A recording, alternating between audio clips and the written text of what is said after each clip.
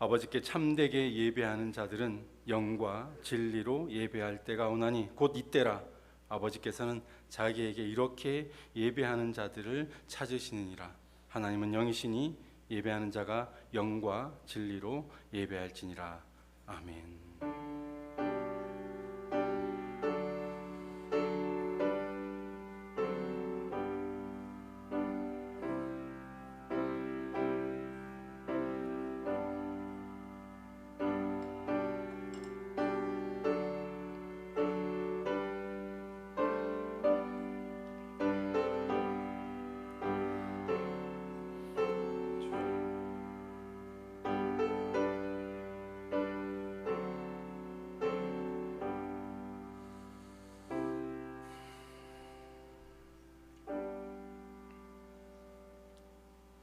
성부, 성자, 성령 삼위로 하나가 되신 하나님을 경배합니다.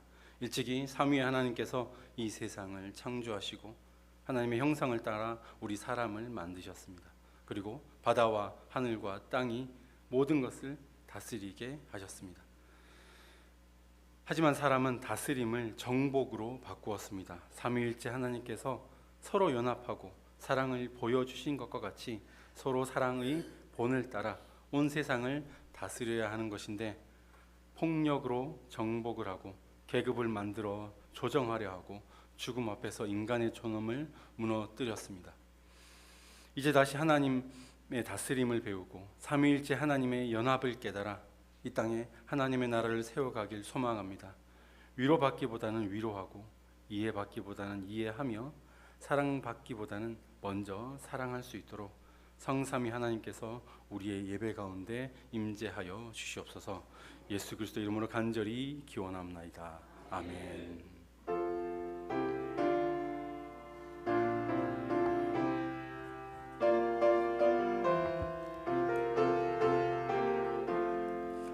홀로 한 분 하나님께 천하 만민 경배하라.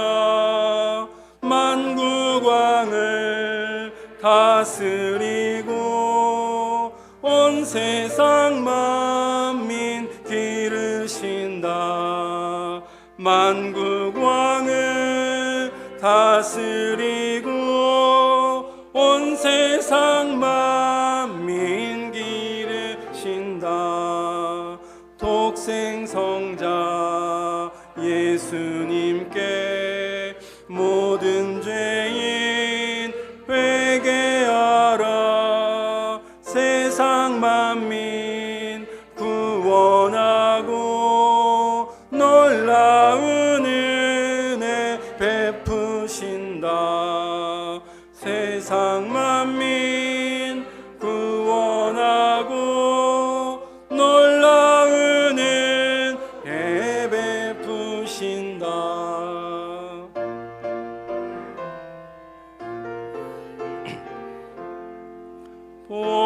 보혜사 성령님께 모든 삶을 맡기오라.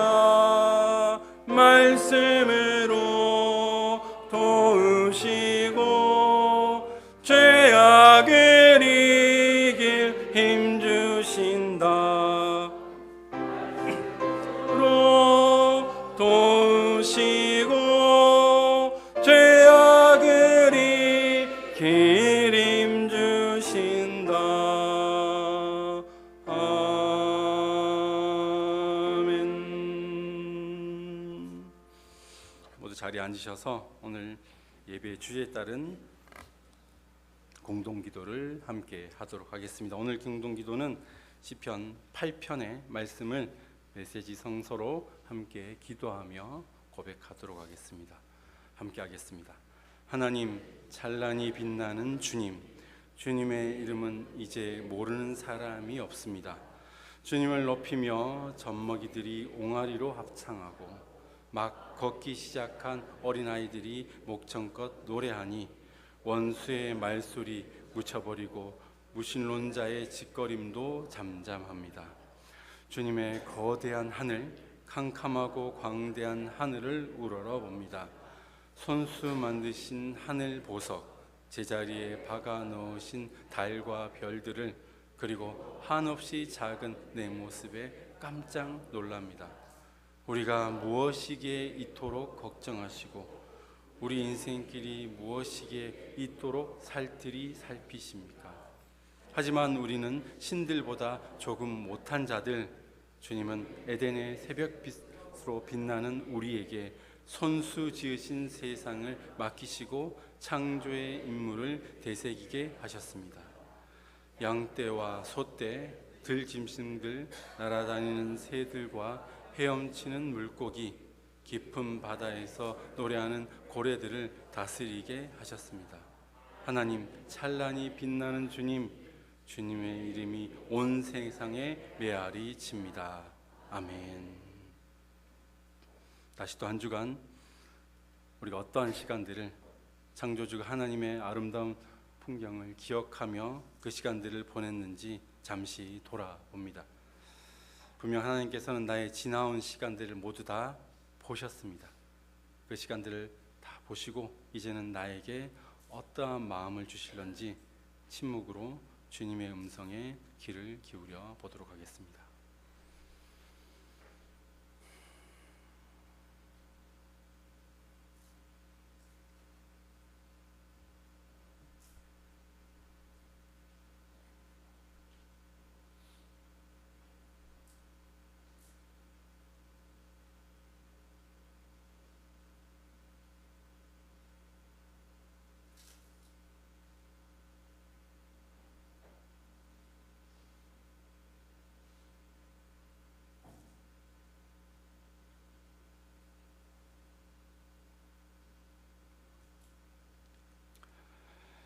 변함없는 하나님의 사랑으로 모든 고백에 용서를 받기 원하는 자들을 위한 하나님의 말씀이 여기에 있습니다.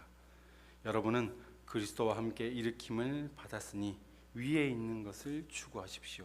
거기에는 그리스도께서 하나님 오른쪽에 앉아 계십니다. 위에 있는 것을 생각하십시오. 땅에 있는 것들을 생각하지 마십시오. 아멘.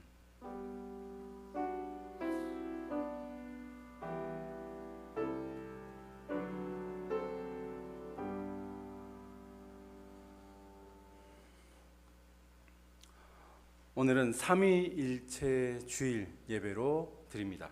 그래서 성부, 성자, 성령이 한 하나님이라는 것을 강력하게 명시하고 최초로 이 신조라는 것을 만든 것이 325년에 만들어진 니케아 공의에서 선택한 이 신조와 그리고 381년도에 만들어진 콘스탄티노플 신조, 이 두 가지를 합해 만들어진 처음의 신조가 있습니다. 우리가 믿는 하나님은 누구고 예수님은 누구고 성령님은 누구인지를 이 글로 만들어서 정리한 신조입니다. 이것이 계속해서 바뀌고 또 보완되고 해서 우리가 늘 하는 것은 사도의 신조, 사도의 신경이고요. 오늘은 시작이라고 볼 수 있는 삼위일체 주일을 맞이해서 니케아 콘스탄티노플 신조로 우리의 신앙을 함께 고백할 텐데요. 나와 있는 문장을 늘 그렇듯이 천천히 읽으시면서 이해하시면 됩니다. 늘상 하던 저희 사도신경과 크게 다르지 않기 때문에 읽으시면서 그대로 이해가 되시리라고 생각합니다. 함께 우리의 신앙을 고백하도록 하겠습니다. 우리는 한 분이신 성부 하나님을 믿습니다. 그분은 전능하셔서 하늘과 땅과 이 세상에 보이고 보이지 않는 모든 것을 지으셨습니다. 우리는 한 분이신 주 예수 그리스도를 믿습니다. 그분은 모든 시간 이전에 성부에게서 나신 하나님의 독생자이십니다. 그분은 하나님께서 나신 참 하나님이시요 빛에서 나신 빛이시요 참 하나님에게서 나신 참 하나님이시며 성부와 같은 분으로 낳음과 지음 받은 분이 아닙니다. 오히려 그분을 통해서 만물이 지음 받았습니다. 그분은 우리와 우리의 구원을 위하여 하늘로부터 내려오시어 성령의 능력으로 동정녀 마리아에게서 태어나 참 인간이 되셨습니다. 우리 때문에 본디오 빌라도 치하에서 십자가형을 받아 죽음을 당하고 묻히셨으나 성서의 말씀대로 사흘 만에 부활하셨습니다. 그분은 하늘에 올라 성부 오른편에 앉아 계십니다. 그분은 산 이와 죽은 이를 심판하러 영광 가운데 다시 오실 것입니다. 그리고 그분의 나라는 끝이 없을 것입니다. 우리는 주님이시며 생명을 주시는 성령을 믿습니다. 성령은 성부로부터 나오시어 성부와 성자와 더불어 예배와 영광을 받으시고 예언자들을 통하여 말씀하고 계십니다. 우리는 하나이고 거룩하며 보편적이고 사도적인 교회를 믿습니다. 우리는 죄를 용서하는 한 예세를 믿습니다. 우리는 죽은 이들의 부활과 오고 있는 세계에서 살게 될 것을 믿습니다. 아멘. 이번 주 성서 일곱배에 포함된 시편 8편의 말씀을 함께 교독하도록 하겠습니다. 제가 먼저 읽겠습니다. 여호와 우리 주여, 주의 이름이 온 땅에 어찌 그리 아름다운지요, 주의 영광이 하늘을 덮었나이다.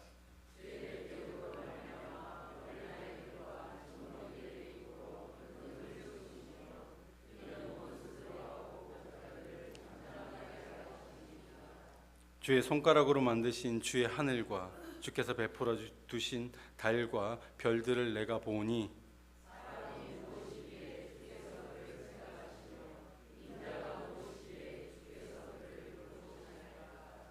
그를 하나님보다 조금 못하게 하시고 영화와 종기로 관을 씌우셨나이다.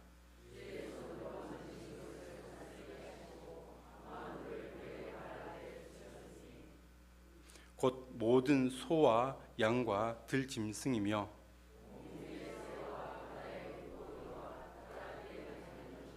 함께 하겠습니다. 여호와 우리 주여, 주의 이름이 온 땅에 어찌 그리 아름다운지요. 아멘.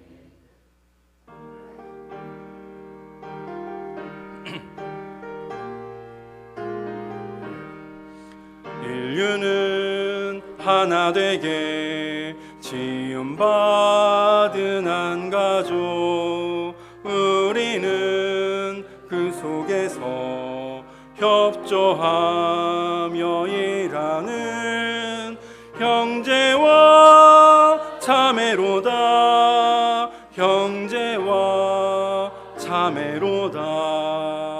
죄악은 뿌리 깊게 우리 마음에도 사려 편당심 일으키며 차별의식 넣어서 대화를 막으련다. 대화를 막으련다. 주님은 십자가로 화해하는 본보여 불신의 이 땅 위에 믿음 사랑 되찾는 새 세계 명하신다. 새 세계 명하신다.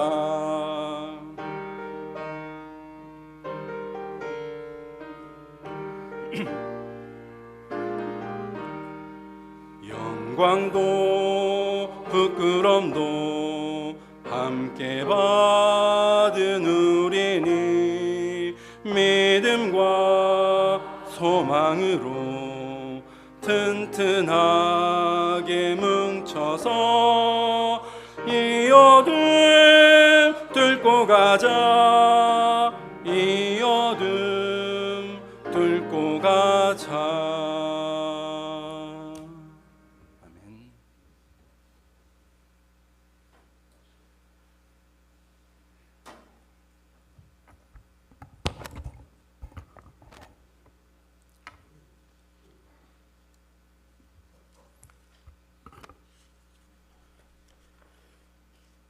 거룩하신 하나님, 거룩한 주일 하나님이 사랑하시는 권속들이 주님의 전에 모여 예배드릴 수 있도록 인도하여 주심을 감사를 드리오며 주님 앞에 잠잠히 무릎 꿇고 나아가오니 주 예수 그리스도 이름으로 모인 이곳에 성령으로 충만하게 하사 우리의 영혼이 온전히 주님으로 인해 체험을 얻고 하늘의 기쁨을 누리는 시간이 되게 하옵소서. 온 천지 만물을 주관하시고 운행하시는 하나님 아버지, 내일이면 벌써 한 해의 절반이 되는 6월로 접어듭니다.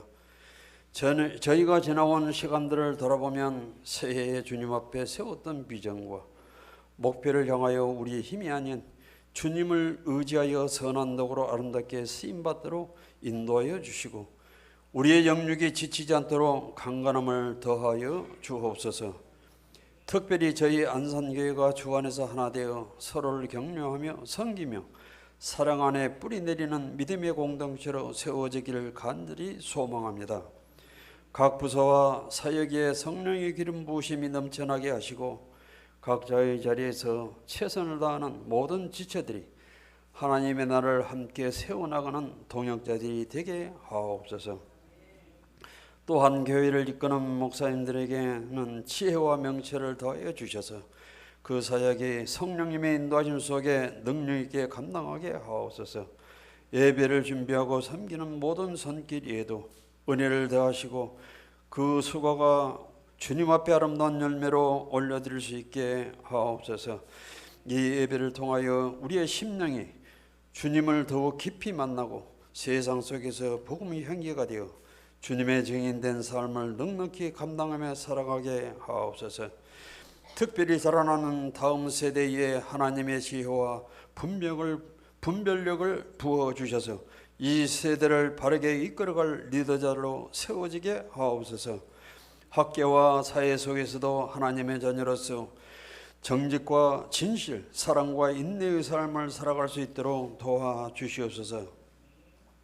안식년을 지내고 계시는 담임 목사님, 하나님의 계획 속에 힘을 얻고 지금 미국에서 자녀들과 함께 보내고 계신 줄 믿사오니 그동안 못다한 많은 대화와 부모로서 또는 자녀들로서 서로를 이해하고 위로하며 그동안 부모와 자녀의 관계 속에서 이해되지 못한 부분도 풀리게 하시며 하나님의 사랑으로 충만하게 채워지는 시간이 되게 하옵소서. 힘을 통하여 재충전을 받고 주님이 맡겨주신 사역을 잘 감당해 나갈 수 있게 하옵소서.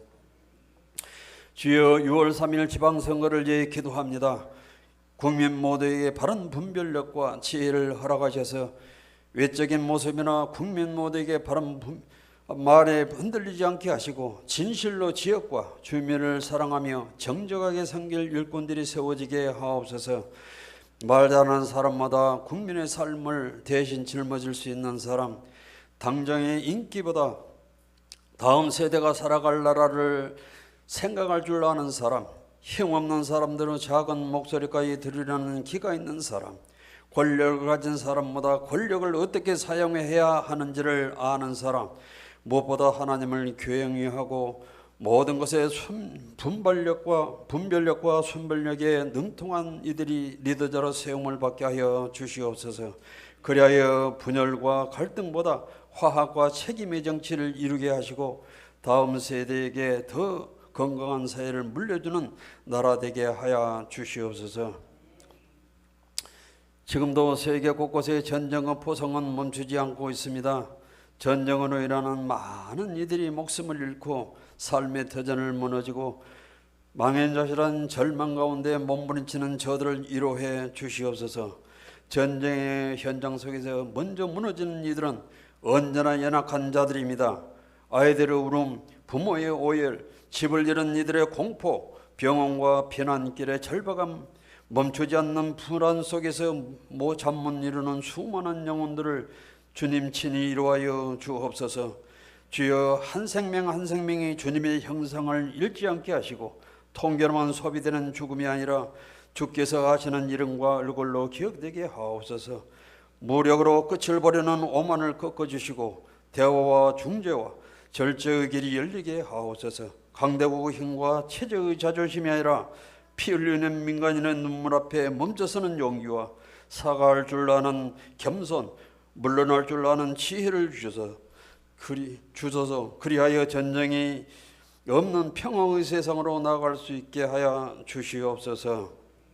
이 시간 말씀을 전하실 이 목사님께 성령 충만으로 역사하시어 말씀을 통하여 우리 속에 가득한 것 비워내게 하시고 주님의 것으로 채워지게 하시며 주님으로 강건함을 받는 귀한 은혜의 시간이 되게 하여 주시옵소서. 세상 끝까지 너희와 항상 함께 하시겠다 하신 우리 주 예수 그리스도의 존귀하신 이름으로 간절히 기도드리옵나이다. 아멘.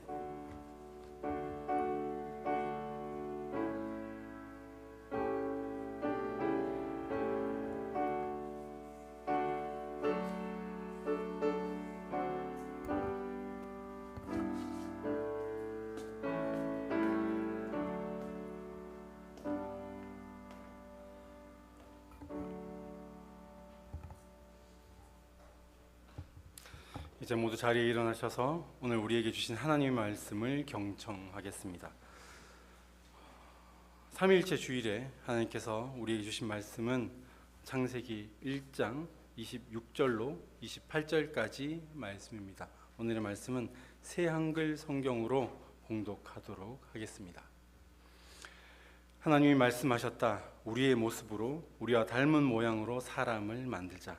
그래서 그들이 바다의 물고기와 하늘의 새와 집 짐승과 온 땅과 땅 위에 기어다니는 온갖 짐승을 다스리게 하자.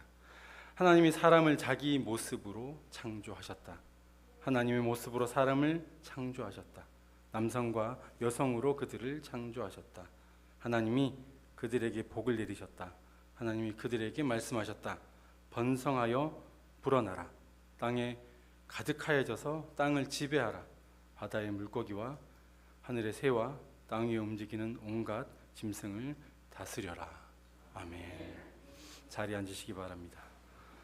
오늘 준비한 찬양 영상은 찬송가 8장으로 된 성가곡입니다. 가사에 담겨진 삼위일체 하나님에 대해서 함께 고백하기를 소망합니다.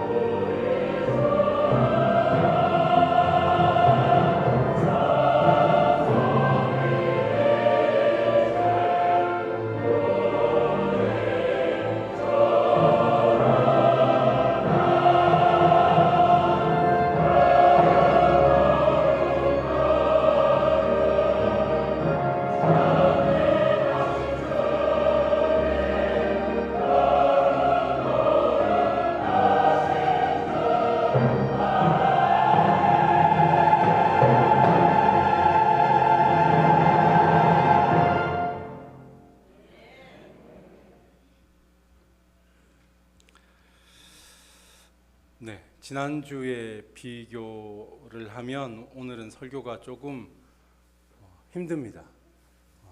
오늘 삼위일체 주일이다 보니 여기에 맞춰서 설교를 준비하면서 제가 쓰고 어제 12시 넘어까지 읽고 또 읽었는데도 저도 약간 헷갈리는 부분이 있고 어려운 부분이 많이 있습니다. 삼위일체라는 단어 자체가 어렵게 다가오실 텐데 어떻게 하면 그래도 조금 더 쉽게 다가갈 수 있을까 고민을 많이 하면서 준비를 해봤습니다. 이렇게 한번 시작을 해보려고 합니다. 옛날 우리나라에 교회가 처음으로 오기 시작하면서 많은 일들이 있었습니다. 뭐냐면 기독교라는 것이 이 한국 땅에, 이 대한민국, 그때는 조선이었죠. 조선 땅에 오는 게 처음이었으니까 개념 이해가 너무 힘든 거죠. 도대체 이 종교라는 게 뭔가. 그래서 대표적인 이야기들이 많이 책으로도 나오고 이렇게 구전되기도 하는데, 그 중에 하나 재밌는 이야기가 뭐가 있냐면, 한 동네에 선교사님과 몇몇 가정들이 예배를 드리기 시작했습니다. 그리고 어느 정도 인원수가 돼서 이제 교회라는 이런 건물에 모여서 예배를 드리기 시작했는데, 한 양반이 오셨습니다. 이미 좀 집안이 많이 몰락하고 경제적으로는 그렇게 여유롭지 않지만 그래도 대대로 몇백 년 동안 조상 대대로 양반 집안이었는데, 이분이 이 갓을 쓰고 여기 맨 앞자리에 앉으셔가지고 딱 기다리고 계시는데 사람들이 깜짝 놀란 겁니다. 이분이 여기 계실 분이 아닌데, 수백 년 동안 이 집안은 유교 문화가 아주 가득한 집안으로 조상을 모시고 살아오신 분인데 여기에 다 앉아 계신 겁니다. 그래서 이분한테 어쩐 일로 여기 오셨냐고. 그러니까 내가 들어보니까 여기 사람들이 많이 오는데 그 예수라는 귀신은 어떤 귀신인지 내가 좀 들어보려고 왔다고 이야기를 하시는 겁니다. 이때만 해도 모든 신은 귀신이었습니다. 그렇게 생각을 했습니다. 유교는 대대로 신을 인정하지 않고 조상을 섬기고 살아왔기 때문이죠. 개념이 완전 다른 겁니다. 또한 다른 부분도 있습니다. 김제의 금산교회라고 혹시 들어보셨습니까? 네, 거기 가면 특이한 교회 건물이 있습니다. 사진 한번 보여주시죠. 여기 지금 교회 건물입니다. 이게 1908년에 지어진 건물입니다. 이전부터 이미 가정별로 교회 예배를 드리기 시작하다가 이제 함께 모여서 예배를 드리겠습니다 라고 했을 때, 그래서 지어진 건물인데 조금 특이한 게 이렇게 꺾여 있지 않습니까? 건물이 하나로 통 이렇게 된 게 아니라 꺾여 있는데, 이게 보통 한국교회 전통적으로 기역자 교회라고 많이 이야기를 합니다. 왜 기역자 모양으로 지으신지 아십니까? 내부를 한번 보겠습니다. 한 장 더 넘겨주시면 이렇게 됐습니다. 왼쪽과 오른쪽, 가운데 이 강대상이 있고요. 왼쪽과 오른쪽이 나눠져서 앉게 되어 있습니다. 왜? 남자와 여자가 같이 앉는다는 것은 상상도 할 수 없는 것이기 때문이죠. 남자가 유별한데 어떻게 하나님 예배 드리는 거지, 뭐 어떻게 같이 앉을 수 있냐고. 그래서 건물 자체를 아예 이렇게 지었습니다. 그래서 요 교회 가시면 박물관도 있고, 한 장 더 넘겨보시면 상상도를 이렇게 그렸습니다. 가운데 목사님이 이렇게 하시고 왼쪽과 오른쪽에 남자가 딱 구분돼서 서로 보지도 못하게 앉아서 예배를 드리는 전통이었습니다. 왜냐하면 당연히 남자와 여자가 같이 앉는다는 게 말이 되냐고. 성경 어디에도 그런 부분은 없거든요. 그래서 계속해서 이제 하나님 말씀을 믿어오던 중에 이제 건물이 요만하니까 이제 사람이 점점점 불지 않습니까? 그러면 교회를 더 크게 지어야 될 것 같습니다. 건물을. 이제 건물을 새로 지어야 되겠다고 이야기를 하고 난 다음에 건물을 어떻게 지을 것인가 할 때 진짜 이게 너무 불편한 겁니다. 이 기역자로 짓는다는 게 건축비도 많이 들고 또 그러니까 버리는 공간도 너무 많고, 그러니까 같이 지금 이렇게 하자고 하니까 말도 안 된다고. 그런 생각도 해본 적이 없다고. 이거는 난리가 난 거죠. 그래서 결국 어떻게 됐습니까? 교회가 분열합니다. 이 문제로 교회가 쪼개집니다. 한쪽은 아니 성경에는 그런 거 없다고, 우리가 다 같이 한 형제 자매니까 하나님 앞에서 함께 예배 드려야 된다고. 한쪽에는 말이 되냐고, 그게 절대 남자 여자가 같이 앉아서 예배 드릴 수 없다고 끝내는 두 교회가 분열이 됩니다. 근데도 분열된 이후에 남녀가 나눠서 예배 드려야 된다고 하는 이 성도님들이 모여가지고 어쩔 수 없이 기역자 건물은 못 짓고 통으로 지었습니다. 근데 어떻게 그럼 예배를 드릴까요? 제가 어릴 때 저희 아버지도 목사님이시다 보니까 옛날 건물 가보면 자국이 남아있는데 뭐냐면 이런 작은 예배당이지 않습니까? 가운데 커튼 자국이 있습니다. 커튼 이렇게 레일이 딱 쳐져 있습니다. 이유가 뭐겠습니까? 같이 들이대 커튼을 쳐서 서로 못 보게 그렇게 해결을 했던 것이죠. 정말 말도 안 되는 상황입니다. 근데 이 문제로 교회가 분열을 하고 있는 거죠. 정말 웃기죠. 근데 더 재밌는 건 뭐냐면 이 책에 보면 한국 초기 기독교 역사 책에 보면 그 다음 문제가 뭐였냐면 의자였습니다. 의자를 놓자는 겁니다. 사실 사람들이 늘어나면 이렇게 앉아 있는 것보다 사실 의자를 놓고 빡빡하게 앉는 게 더 많이 앉을 수 있고 좀 더 편하게 예배 드릴 수 있지 않습니까? 근데 이걸로 교회 안이 난리가 났습니다. 어떻게 예배당에 하나님 앞에 예배 드리는데 의자에 편안하게 앉아서 예배 드릴 수 있냐는 겁니다. 하나님 앞에 나오면 당연히 무릎 꿇고 예배 드려야지 어떻게 의자에 앉을 생각을 하냐고 하는 거죠. 초기 기독교는 이랬습니다. 상상도 하지 말라고. 그래서 교회가 또 분열합니다. 의자 있는 교회와 의자 없는 교회로 분열을 하게 됩니다. 이와 같이 사람과 사람 사이에 충돌이 일어나는 이유는 사실 교리나 신학적 사상 때문이 아닙니다. 아닌 경우가 훨씬 더 많습니다. 오랜 전통과 사람들의 머릿속에 굳어진 고정관념 때문에 그러니까 오랫동안 깊이 생각 없이 습관처럼 해오던 전통이 참된 하나님을 알아가는데 방해가 될 부분들이 더 많았습니다. 특히 신약 시대에 예수님께서 활동하던 당시에는 지나치게 심각한 고정관념을 가지고 있는 사람들이 등장을 했는데 그들이 바로 유대인들이었습니다. 유대인들에게 가장 큰 불변의 진리는 무엇이냐면 하나님은 오로지 한 분 하나님이라는 것이죠. 틀린 이야기입니까? 맞는 이야기지 않습니까? 그들은 수천 년 동안 아브라함으로부터 시작해서 수천 년 동안 하나님은 오직 한 분 하나님이라고 믿으며 살아왔습니다. 왜 그런지 설명할 필요도 없고 당연히 하나님은 한 분이시고 그 하나님께서 온 세상을 창조하셨다고 믿었습니다. 특히 유대인들과 우리가 함께 보는 이 구약 성서는 유대인들도 보고 우리도 보고 똑같이 보고 있습니다. 신명기 6장에는 이렇게 기록되어 있죠. 이스라엘에 들으라 우리 하나님 여호와는 오직 유일한 여호와이시니 너희는 마음을 다하고 뜻을 다하고 힘을 다하여 내 하나님 여호와를 사랑하라. 오직 유일한 하나님, 오직 유일한 여호와라고 이렇게 굳건하게 믿으며 당연히 그 믿어둔 믿음에 대해서 고백하고 있었는데 문제가 생겼습니다. 언제 문제가 생겼냐면 예수라는 자가 나타나서 자신이 하나님의 아들이고 더 나아가 하나님과 자신이 하나라고 이야기를 합니다. 우리 성서 읽어표 한번 볼까요?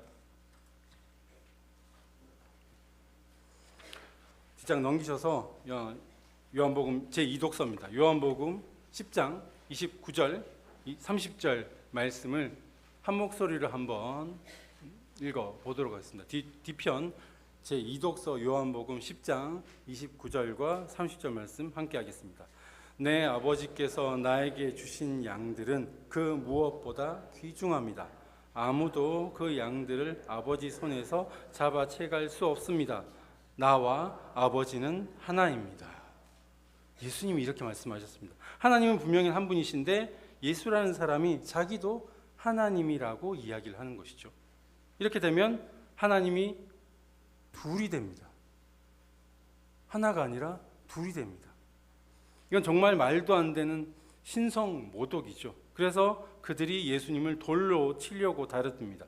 그때 대화를 다시 한번 이어서 읽어보도록 하시죠. 31절 계속 이어서 31절로 마지막 33절까지 읽어보겠습니다. 유대아 사람들이 다시 돌을 집어들어서 예수님을 돌로 치려고 했다. 그들에게 예수님이 대답하셨다. 많은 좋은 일들을 내가 당신들에게 해 보였어. 아버지께서 내게 맡기신 일들을요. 그것들 가운데 어떤 일 때문에 당신들은 나를 돌로 치려는 것이요? 예수님께 유대아 사람들이 대답했다. 좋은 일에 대해서 우리가 당신을 돌로 치려는 것이 아니요 하나님 모독에 대한 것이요 당신은 사람이면서 당신 자신을 하나님으로 만들고 있기 때문이요. 이들은 상상도 할 수 없는 것이죠. 하나님은 오직 유일한 한 분 하나님이신데 자기가 하나님이랑 같답니다. 자기도 하나님이라고 합니다. 이거는 앞서 예와 든 것처럼 상상할 수 없는, 유대인들에게는 상상할 수 없는 말이었습니다. 그런데 당시 신성에 대한 문제는 이렇게 심각했는데도 예수님을 따르는 사람들은, 예수님 이미 따르고 있는 사람들은 이 문제가 그리 심각하게 생각하지 않았습니다. 왜냐하면 그들은 하나님과 예수님이 정확히 어떤 관계인지에 대해서는 별로 중요하게 생각하지 않았죠. 오로지 예수님을 통해서 잃어버린 나라의 주권을 되찾고 이스라엘이라는 나라가 다시 한번 온 세상에서 가장 큰 나라가 되어서 마치 다윗이 왕이었던 그 시대로 돌아가는 것에 대한 열망이 더 가득했기 때문입니다. 예수님과 하나님이 하나다라는 문제는 오히려 예수님께서 하늘로 승천 올라가신 이후에 초대교회, 그 초대교회의 성령 강림으로 인해서 많은 사람들이 모이기 시작하면서 더 큰 문제가 됐습니다. 왜냐하면 구원의 확신과 직접적으로 연관이 된다고 이제 말하기 시작했고 생각하기 시작했던 겁니다. 어떻게 내가 구원받는 존재가 되는 것인가? 그전에는 구원에 대한 문제가 그렇게 예수님 오기 전까지는 그렇게 심각하지 않았습니다. 그런데 예수님이 하나님 나라가 왔고 너희가 구원을 받아야 된다고 얘기를 하니 내가 어떻게 어떤 방식으로 어떠한 이론으로 구원을 받게 되는지가 너무 궁금해지고 자세히 알고 싶은 겁니다. 여러분들은 어떻게 생각하십니까? 여러분들은 지금 구원받은 존재라고 믿으십니까? 구원받으셨습니까? 구원받은 존재라고 믿으십니까? 그렇다면 어떻게 해서 그 구원이 이루어졌다고 믿으십니까? 그냥 예수만 믿으면 구원받는다라고 생각하시는 걸까요? 그렇다면 하나님과 성령님, 그러니까 예수만 믿으면 된다고 하는데 그러면 하나님은 뭐고 성령님은 어떤 역할을 하는지 알고 계신가요? 초대교회가 성장하던 당시 이것이 문제가 되는 이유는 유대인들이 가진 불변의 신념, 하나님은 오직 유일한 하나님이라는 것 때문입니다. 앞서 말씀드린 대로 유대인들은 수천 년 동안 오직 유일한 하나님이라고 믿어왔기 때문에 예수라는 존재를 어떻게 받아들여야 될지 혼란스러웠습니다. 유대교를 버리고 예수님을 구세주로 고백한 유대인들도 마찬가지였습니다. 이미 예수를 믿는다고 고백은 했는데 그러면 하나님과의 관계가 어떻게 되는 건가? 하나님은 한 분밖에 없는데. 분명히 하나님은 한 분인데 예수님 자신이 어떻게 말했습니까? 하나님과 동일 본질이라고 하신 말씀을 받아들이는 것이 그들은 너무 힘들었습니다. 고정관념을 바꾼다는 게 정말 힘든 것이죠. 사실 이 문제는 예수님께서 승천하신 이후 수백 년 동안 초대교회 안에서 결론을 내지 못하고 논쟁만 계속 이어갔습니다. 빨리 이 문제를 정돈하고자 한 사람이 있었는데 아리우스라는 사람이 나타나서 이렇게 주장을 합니다. 일단 아리우스는 예수님이 구원자라는 것은 인정합니다. 그렇게 구원받았다라고 스스로 인정을 합니다. 그런데 하나님의 그 유일성은 또 포기 못하는 거죠. 수천 년 동안 해온 건데. 그래서 요한복음 말씀을 인용해서 예수님을 하나님과 같은 신이긴 하지만 조금 낮은 분이라고 주장을 합니다. 그래서 말씀 한번 보시면 요한복음 14장 28절에 이렇게 되어 있습니다. 내가 갔다가 너희에게로 온다 하는 말을 너희가 들었나니 나를 사랑하였더라면 내 아버지께로 감을 기뻐하였으리라. 아버지는 나보다 크심이라. 요 크다 작다에 약간 현혹되어 있는 것이죠. 하나님이 나보다 크다는 거죠. 예수님은 조금 작은 존재라고 생각하는 것입니다. 그래서 이 내용은 바울 편지에 또 그 말씀도 인용을 합니다. 바울 골로새서 1장 15절에 이렇게 얘기하고 있거든요. 그는 하나님의 형상이시요. 예수님 보고 말하는 거죠. 모든 피조물보다 먼저 나신 이시니. 모든 피조물보다 먼저 났다. 더불어 우리가 모두가 알고 있듯이 예수님은 스스로 하나님의 아들이라고 말씀하셨으니 예수님도 하나님께서 창조하신 피조물이라고 주장하는 겁니다. 하나님이 예수님 창조했다, 만들었다라 이 말씀을 가지고 주장을 하는 것이죠. 그래서 가장 먼저 지어진 피조물이고 가장 완벽하고 거의 하나님에 가까울 정도로 뛰어난 피조물이라고 주장을 하는 겁니다. 많은 사람들이 그의 의견에 동의를 했고 많은 사람들이 쫓아갔습니다. 그렇다, 우리가 지금까지 수천 년 동안 믿어온 그 하나님은 유일한 하나님이 맞고 이 세상이 창조되기도 전에, 그러니까 창세기라는 것이 나타나기 전에 가장 먼저 창조하신 분이 바로 예수님이구나 라고 생각을 하는 거죠. 순서가 있다고 생각을 하는 거죠. 그래서 오늘 본문 저희가 읽은 창세기 1장 26절부터 28절까지 읽었는데 26절에 주목해야 될 것은 무엇이냐면 우리라는 단어입니다. 하나님이 창조를 하시는데 무엇이라고 26절에 있냐면 하나님이 말씀하셨다. 뭐라고 말씀하시냐면 우리의 모습으로, 그러니까 내 모습이 아니라 하나님 자신의 모습이 아니라 우리의 모습으로 우리와 닮은 모양으로 사람을 만들자라고 이야기를 합니다. 좀 이해가 되십니까? 여기 우리가 갑자기 나타납니다. 하나님 유일한 하나님인데 나의 모습으로가 아니라 우리의 모습으로 우리와 닮은 모양으로 사람을 만들자. 그래서 여기에 우리는 하나님과 예수님이 같이 있기 때문이다라고 생각을 한 거죠.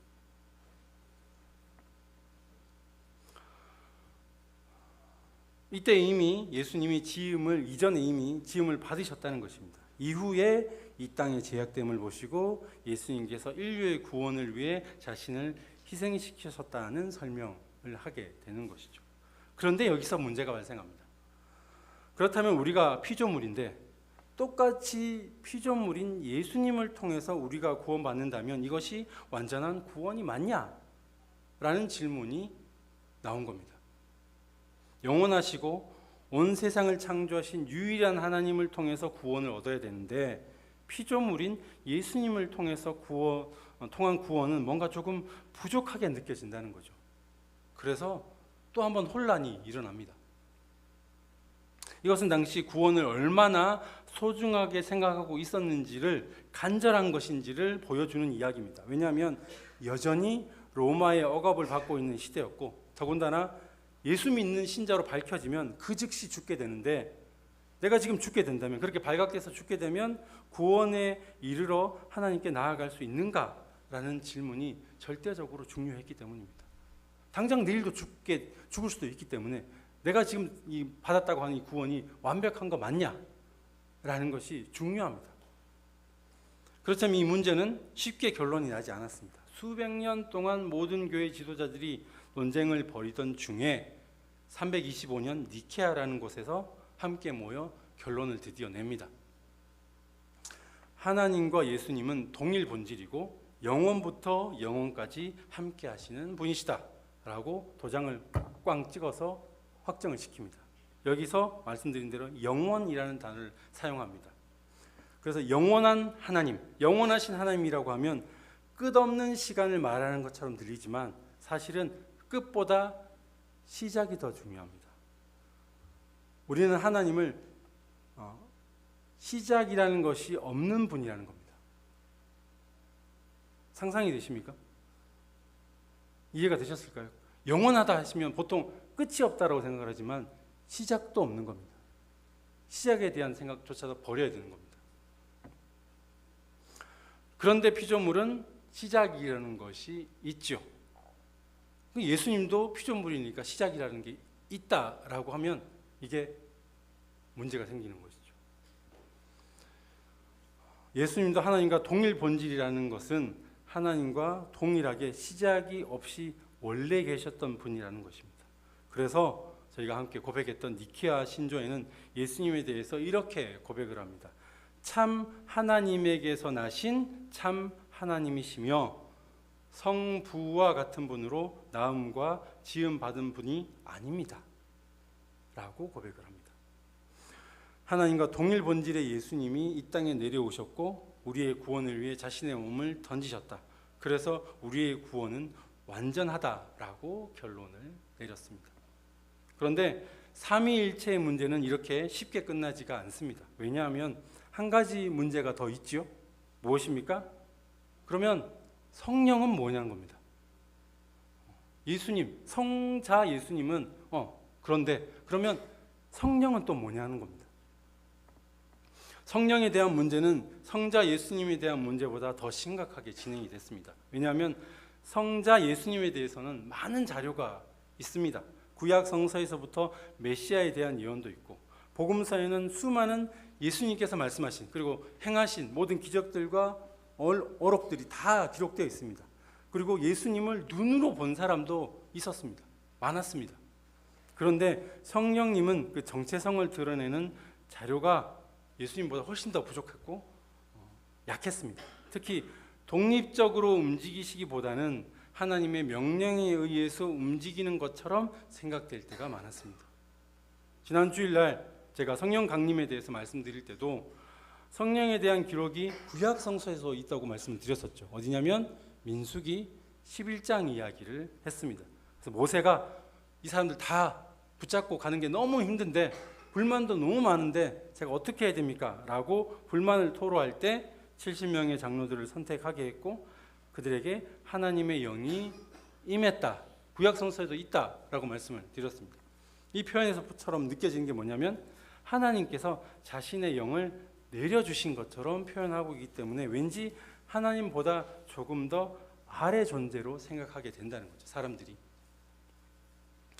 예수님도 성령에 대해서 설명을 하실 때 내가 아버지께 간 후에 성령께서 너희에게 임할 것이라고 말씀하셨는데 이 본문의 의도하고 상관없이 순서 위아래가 있는 것처럼 여기에 좀 사람들은 취약하지 않습니까? 마치 성령이 하나님과 예수님 다음으로 존재하는 것은 아닐까 하는 생각이 계속 드는 것이죠. 결국 다시 처음의 논장으로 돌아가게 됩니다.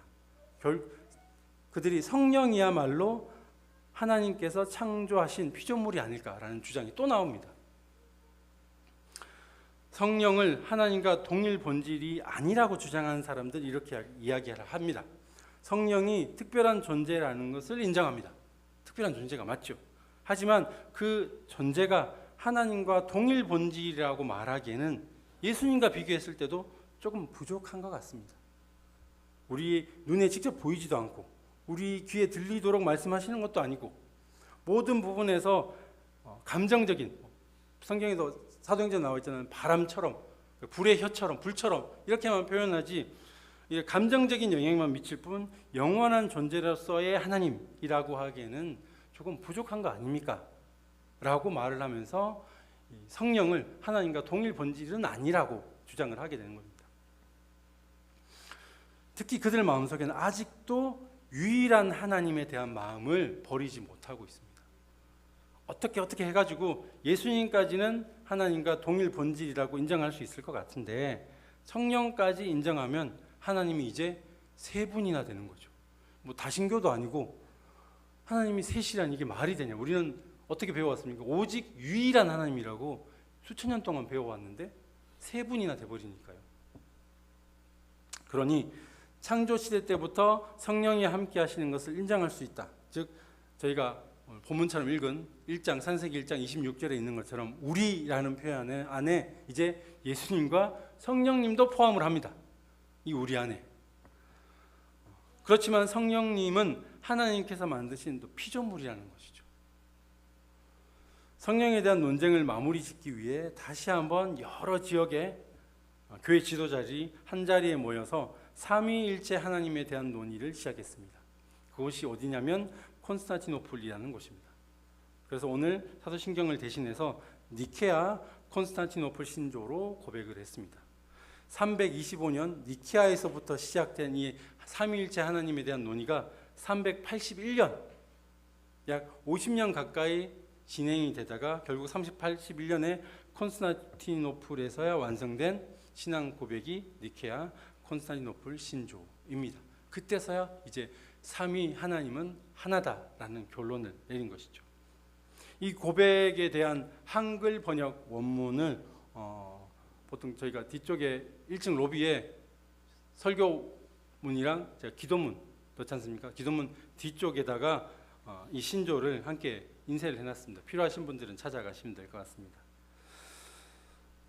성령이 하나님과 동일 본질이 아니라는 것을 주장하는 사람들에 대해서 성경의 여러 본문을 이용해서 충분히 이때에 반박이 되었습니다. 오늘은 그 중에 한 가지만 말씀드리려고 합니다. 가장 대표적인 것이 마태복음 28장의 말씀입니다. 성서일과표 마지막 복음서 말씀을 보시면 마태복음 28장 16절에서 20절까지 말씀을 기록되어 있는데, 가장 중요한 것이 세례에 대한 말씀입니다. 여러분들 다 세례 받으셨고, 이 세례라는 것이 단순히 의식이 아닙니다. 자신이 구원받은 존재라는 것을 인정하고 재창조된 존재로 이 땅에서 새로운 삶을 살아가겠노라고 고백하는 것입니다. 죄악된 육체를 버리고 새 사람이 되어서 새로운 존재로 예수님의 발자취를 따르는 삶을 살겠노라고 다짐하는 것이 바로 이 세례라는 예식입니다. 그래서 이 예식에서 하나님께서 이 사람을 구원하셨다라는 것을 확실히 증명하기 위해서 삼위일체 하나님의 이름으로 세례를 베풀라고 합니다. 제가 19절을 한 목소리로 함께 읽어보시겠습니다. 19절입니다. 그러므로 너희는 가서 모든 민족을 제자로 삼아 그들에게 아버지와 아들과 성령의 이름으로 세례를 주어라 라고 고백하고 있습니다. 지금까지 말씀드린 것과 같이 삼위일체라는 이 단어는 철학적인 싸움이나 교회 안의 지도자들끼리의 논쟁으로 끝나는 것이 아니었습니다. 가장 중요한 이유는 나의 구원이 하나님으로부터 완전히 이루어진 구원이 맞는가라는 질문에 대한 대답에서 시작했습니다. 하나님께서 구원의 주체자가 되시고 피조물인 우리가 스스로의 힘으로는 구원을 이룰 수 없으니까 자신과 동일 본질인 예수님을 보내주셨기에 예수님을 구세주로, 예수님을 구원의 희생제물로 인정하는 믿음으로 구원받게 되고, 구원받은 존재로 이 땅에 살아가며 다시 죄의 유혹에 빠지지 않기 위해서 우리를 도우시는 분이 보혜사 성령 하나님이라는 것을 믿는다는 것입니다. 이 믿음을 굳건하게 믿으며 흔들리지 않게 나아갈 수 있는가라는 것이 삼위일체의 핵심입니다. 조금 어려우신가요? 좀 더 쉽게 표현하자면 이렇게 되는 것이죠. 우리는 창조주이며 구원자인 하나님을 믿는다. 맞습니까? 하나님께서는 우리의 구원을 위해서 예수님을 보내주셨다. 그래서 우리는 예수님의 이름으로 구원을 기도한다. 그리고 성령 안에서 우리는 그 구원을 이루어 가고 있다. 그렇습니다. 그래서 성부, 성자, 성령, 삼위일체 하나님이 필요한 것이죠. 하지만 저는 이번 한 주간 열심히 이 삼위일체에 대한 여러 설명들을 찾아보고 모든 신학자들 그리고 목사님들의 설교와 설명들을 찾아보면서 공통적으로 마지막에 하시는 이야기가 있었습니다. 무엇이냐면 삼위일체라는 것을 너무 쉽게 설명하려거나 쉽게 이해하려고 해서는 안 된다고 얘기합니다. 이것이 삼위일체입니다 라고 쉽게 설명하는 순간 그것이 앞서 말씀드린 것처럼 고정관념이 되어버릴 수도 있다는 것이죠. 삼위일체는 이해하는 것이 아닙니다. 삼위일체는 삶으로 살아내며 체득시키는 겁니다.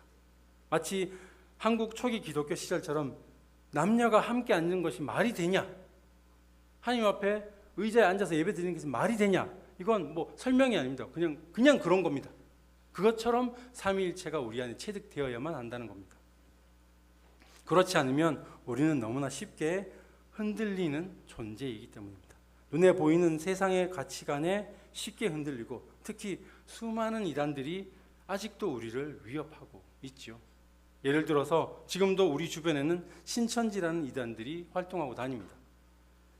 이단이란 말 그대로 시작은 비슷하지만 끝이 다르다는 거죠.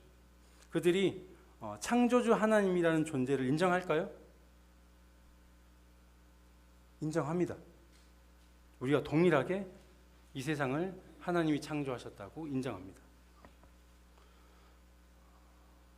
우리가 똑같은 믿음으로 하나님을 인정하고 창조주이며 구원의 주체라고 인정을 합니다. 그렇다면 구세주 예수님을 인정할까요?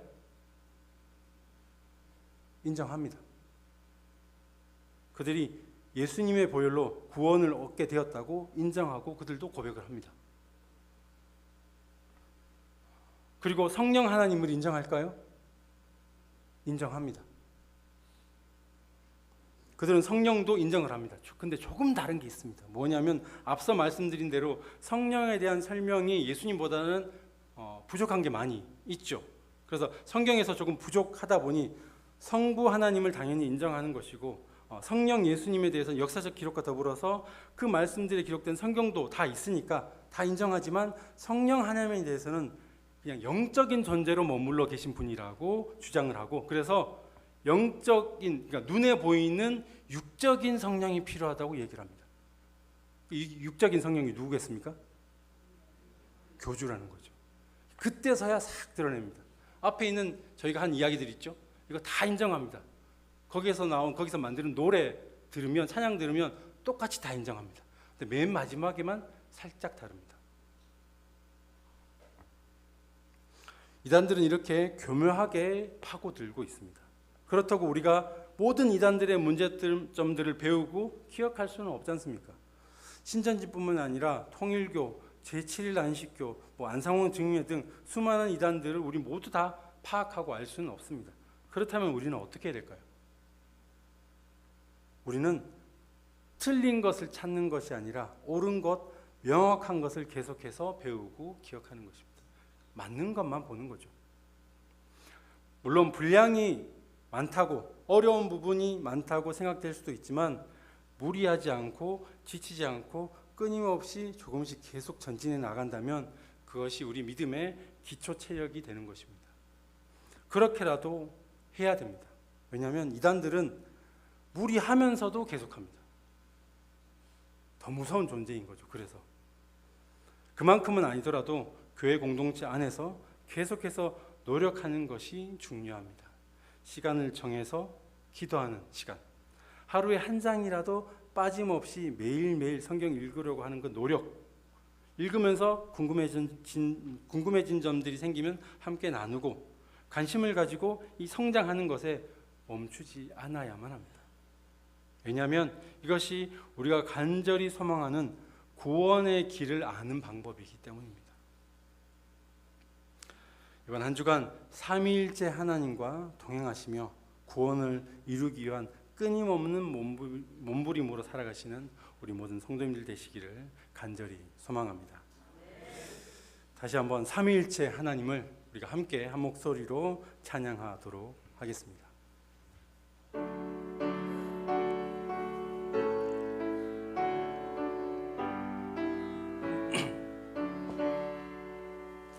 거룩 거룩 거룩 전능하신 주님, 이른 아침 우리 주를 찬송합니다.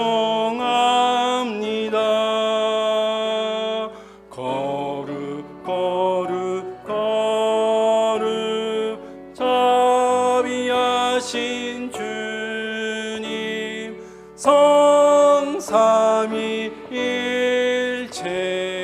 우리 주로다. 거룩 거룩 거룩 주의 보좌 앞에 모든 성도 면류관을 벗어드리네. 천사 모두 주께 굴복하니 영원히 위에 계신 주로다. 거룩 거룩 거룩 주의 빛난 영광, 모든 죄인은 어두워 볼 수 없도다. 거룩하신 이가 주님 바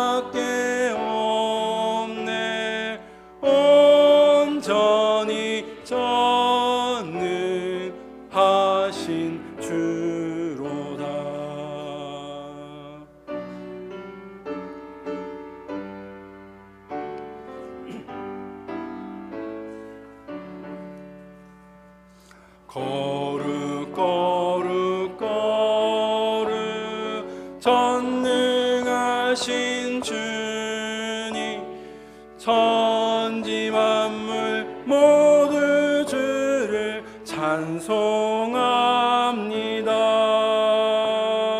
거룩 거룩 거룩 전능하신 주님 성삼위일체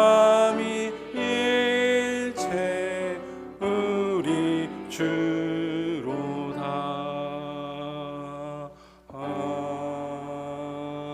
아멘. 함께 고백의 기도를 드리겠습니다. 오늘 본문을 다시 한번 돌아보며 생각해 봅니다. 구원받은 자로서의 삶을 주님께 드릴 봉헌으로 이 자리에 드려야 할 마땅한데 복음과는 동떨어진 삶을 살아가고 있는 것은 아닌지 돌아봅니다. 새롭게 허락하신 한 주간 구원의 확신과 복음의 기쁨을 성령과 동행하며 누리는 삶을 살기로 다짐하며 함께 기도하도록 하겠습니다. 주님, 우리의 모습이 주님 앞에 너무나 부족함을 느낍니다.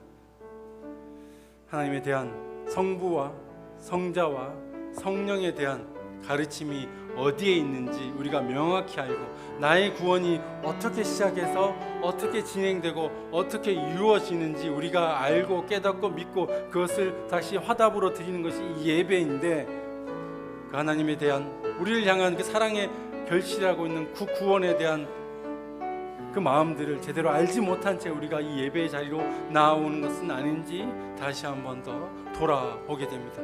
주님, 그리고 다시 한 번 더 다짐하며 나아갑니다. 나의 구원이 어떻게 이루어지는지 성자 예수님께서, 하나님과 동일한 그 성자 예수님께서 우리를 위해 이 땅에 오셨음을 다시 한 번 더 깊이 생각하며, 그렇지만 그 구원이 완전히 이루어진 것이 아니라 아직도 우리는 이 땅에 살아가고 있는 중이기 때문에 그 구원을 날마다 성령님의 도움을 받으며 성령님의 이끌리심을 받으며 구원으로 나아가는 우리의 삶이라는 것을 고백하며 주님께 나아가기 원합니다. 이 예배당 안에서만 주님께 나아가는 것이 아니라 우리에게 또다시 주어진 이 한 주간의 삶을 통하여 날마다 눈을 뜨고 눈을 감을 때마다도 주님, 나의 구원을 위하여 성령께서 나를 인도하여 주시옵소서라고 고백하며 나아가는 우리의 모습이 될 수 있도록 주께서 인도하여 주시고 이끌어 주시옵소서. 주님, 우리의 삶 가운데 임재하여 주시기를 간절히 소망합니다.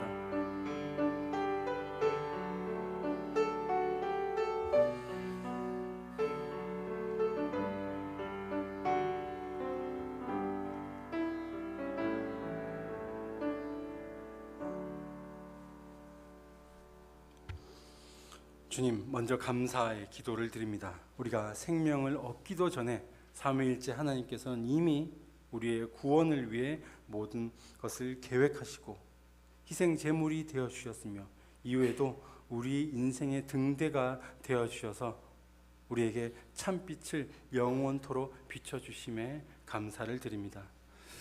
하나님의 은혜, 그 헤세드로 인해 빛의 길로 나아가기만 하면 될 텐데 참빛을 거부하거나 눈을 감아버리거나 빛이 아닌 어둠으로 나아가는 탕자가 여기 있습니다.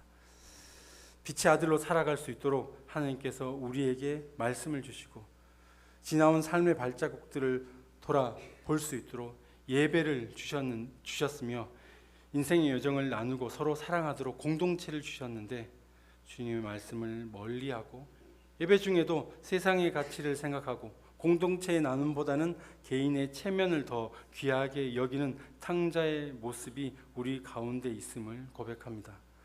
그렇지만 자복하는 마음을 가지고 뒤돌아서서 주님 앞에 나아오면 주님께서는 언제든 강한 손과 편팔로 안아주신다 약속하셨으며 구원의 길로 인도해 주실 것을 우리는 믿습니다. 또다시 선물과 같이 허락하신 한 주간의 삶 가운데 어리석은 탕자의 마음을 버리고 성부, 성자, 성령의 이름으로 세례를 받고 믿음을 다짐했던 그 첫 마음을 기억하며 구원을 이루어 나가는 삶을 살아가도록 성령께서 인도하여 주시옵소서. 예수 그리스도의 이름으로 간절히 기도드립니다.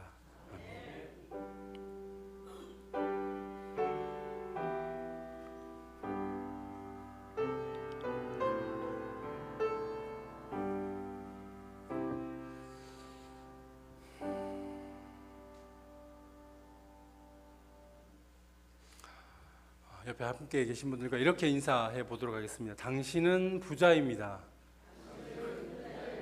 왜 부자입니까? 하나님이 세 분이나 되시니까 여러분들은 부자입니다. 네, 오늘은 성령 강림절 후 첫 번째 주일이며 삼위일체 주일 예배로 예배하였습니다. 이제 새벽 기도의 수요 기도의 시간에 이제 본문이 바뀌었습니다. 그동안 쭉 창세기를 계속 봐왔습니다. 이제 내일부터 시작을 해서 고린도 전서로 바꾸어서 또 한 달간 열심히 고린도 전서에 대해서 우리가 함께 탐구해 나갈 텐데, 혹시 참여하지 못하신 분이더라도 주보에 어떻게 순서가 흘러가는지 다 기록이 되어 있습니다. 그 기록에 따라서 정말 하루에 단 한 번이라도, 하루에 두 번이라도, 많으면 많을수록 좋습니다. 아침 먹고 성경 읽고, 점심 먹고 성경 읽고, 저녁 먹고 성경 읽고, 이렇게 짧게라도 말씀에 깊이 나아가시는 여러분 될 수 있기를 소망합니다. 네, 목사님께서 계속해서 안식월 진행하고 계시고요. 오늘 예배 전에 한 것처럼 쓰기 묵상을 계속해서 다음 주도 진행을 할 생각입니다. 예배 전에 마음을 다스리는 것입니다. 완전히 나의 범민이라고 얘기하죠. 수많은 잡념들 다 내려놓고, 훈련인 거죠. 내려놓는 훈련입니다. 다 내려놓는 훈련에서 다 내려놓고 하나님이 무엇이라고 우리에게 말씀하시는지 성서일과표, 그리고 성시교도, 기원, 장로님들의 기도 하나하나 다 마음에 담기 위한 준비의 작업이라고 생각하시고 성경 쓰기 묵상에 많은 분들 함께 참여해 주시면 감사하겠습니다. 다음 주는 첫 주일로 이삭죽기 헌금 주일이고요. 그리고 6월달 오후 활동 이렇게 정했습니다. 다음 주 첫 주에는 오후에 당연히 찬양 예배가 있습니다. 이번 찬양 예배는 두 주 전에 했던 것처럼 구역장님들의 찬양과 고백이 같이 있습니다. 저한테 찬양 알려주셔야 되는데 한 분 빼고는 세 분 아직까지 안 주셨습니다. 저한테 빨리 오늘까지 찬송곡 어떤 곡인지 알려주시면 감사하겠습니다. 그리고 둘째 주일에는 배움 주일로 제목을 불면증과 숙면이라고 잡았습니다. 불면증으로 힘들어하시는 분들이 너무 많다고 오랫동안 들어와가지고 최근 들어서 이 숙면에 대해서 열심히 연구하신 분들이 많은, 유튜브에 찾아보면 많거든요. 특히 이제 서울에 있는 큰 병원이라는 분들이 이제 책도 내고, 왜냐하면 이 뇌를 통한 불면을 해소하기 위한 제대로 된 연구가 우리나라가 한 5년 전부터 제대로 됐다고 합니다. 그러니까 그 전에 나왔던 그런 속설들은 다 잊으셔야 됩니다. 사실 다 잊으셔야 됩니다. 최근 5년 전부터 제대로 된 연구를 하기 시작해서 뇌파를 연구하고 잠들 때 어떠한 사이클이 있고 어떠한 상황으로 이제 잠이 들고 꿈을 꾸고 하게 되는지, 이제 저 또한 한 달 동안 또 책도 보고 유튜브도 열심히 찾아보고 준비를 해봤습니다.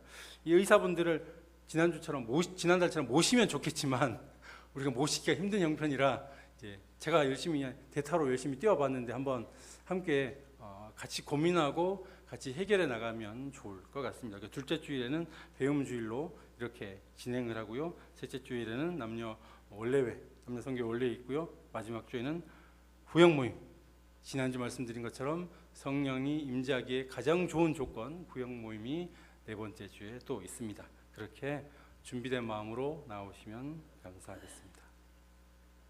네, 이제 교제의 찬양 222장 함께 찬양, 자리에 일어나셔서 함께 찬양하도록 하겠습니다.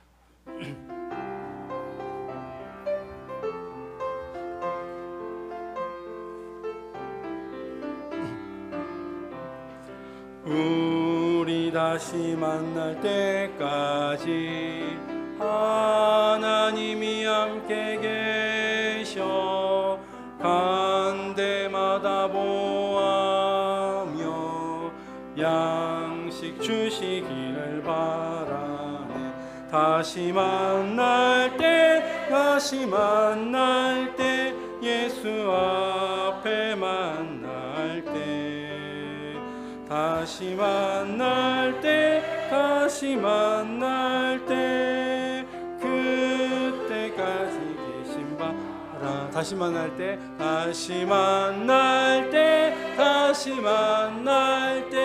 예수 앞에